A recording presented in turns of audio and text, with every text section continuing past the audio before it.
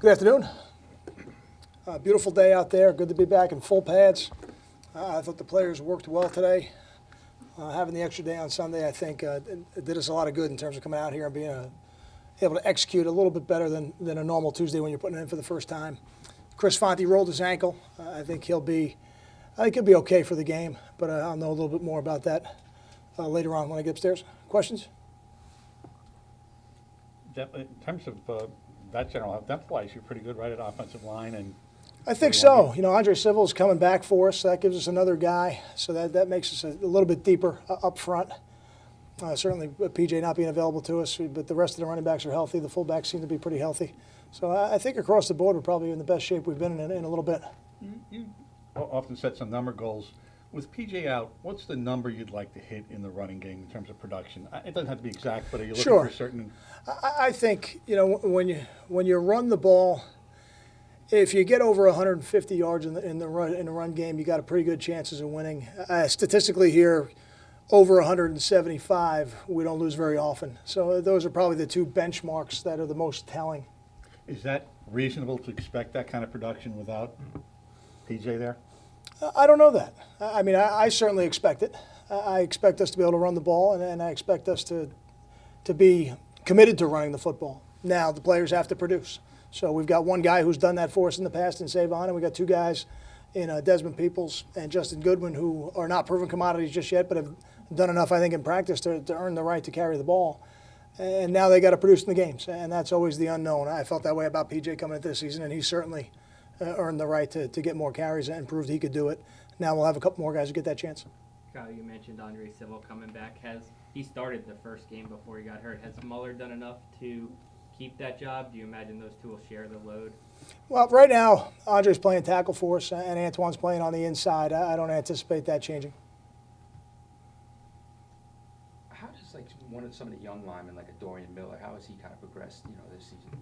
He's done a good job, and what happens during the season is once you get to the game weeks, it gets harder on those freshmen that are not in your two deep because now they have to learn a different system every week to give the right looks to the defense. And I think Dorian's done a good job. He was our offensive scout team player of the week, again, our Arkansas game week. So that was exciting for me because a lot of times the scout quarterback or the scout receiver or the scout running back will get that award. It's not very often that the coaches say that a lineman is worthy of getting that award. That's a unique thing. I thought that was really good for him.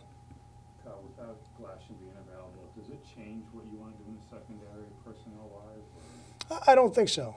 I don't think so. I think what they do changes how you might play the game. You know, they are with their personnel, it's so receiver-oriented and skill-player-oriented that in this type of game you're going to play more defensive backs. So, we certainly would have liked to have Garif available to us, but we've got some other younger guys that have done a nice job. Nadir Barnwell is coming on.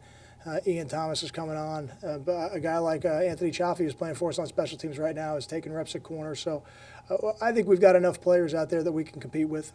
Does a guy like T.J. Johnson become a little more valuable this week because he's covered guys as a corner before and obviously can play safety? I think guys like T.J. Johnson are so valuable to your team every week. I think all your defensive backs that you have to increase their value in a week like this because they're going to get a few more snaps maybe than they normally would. But T.J. Johnson does so many things. Those safety bodies and corner bodies that are between 5'10" and 6'1". We've seen it in the past with guys like Marcus Cooper, Logan Ryan, the McCourtys, and now with guys like Jeremy Deering and T.J. Johnson. They play safety for you. They play down a little bit in nickel and dime packages. They play on all your special teams. They're so valuable to the team with what the things they do that the fans see and the things they do that really maybe the coaches appreciate a little bit more. For a team that's 1-3 and doesn't run the ball much, 29 minutes of possession per game really isn't that bad. So what have you seen from them that has allowed them to maintain pretty good ball control?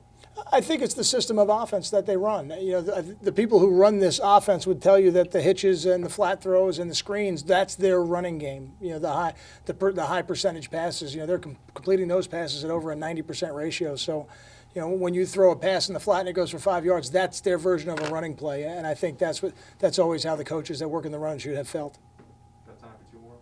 Kyle, when Tyler went down with the ankle injury in camp, did you see him getting to this point in the season? Did you expect something a little bit earlier, or is he sort of right on track with how you projected him this summer? I think he's on track.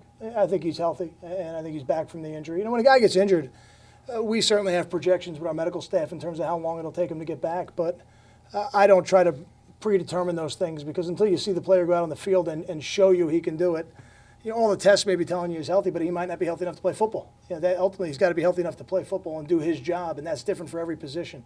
So, you know, I think Tyler's back. He's 100%, you know, and we feel good about where he is. What's the situation at kicker? That's a great question. You know, I don't have too many of those. So enjoy it. that's a great Enjoy it. question. You know, our kicking job is not settled just yet this week. You know, I think there's a possibility that we could see Nick Marsh do some kicking. We tried him today at field goal. I think ultimately, you know, we've got Kyle and we've got Nick and Nick Borghese and Nick Marsh. So Nick Marsh will not be our full-time kicker, but I think there could be a scenario in the game where we would bring him out to kick one. Thanks, Kyle. Thank you.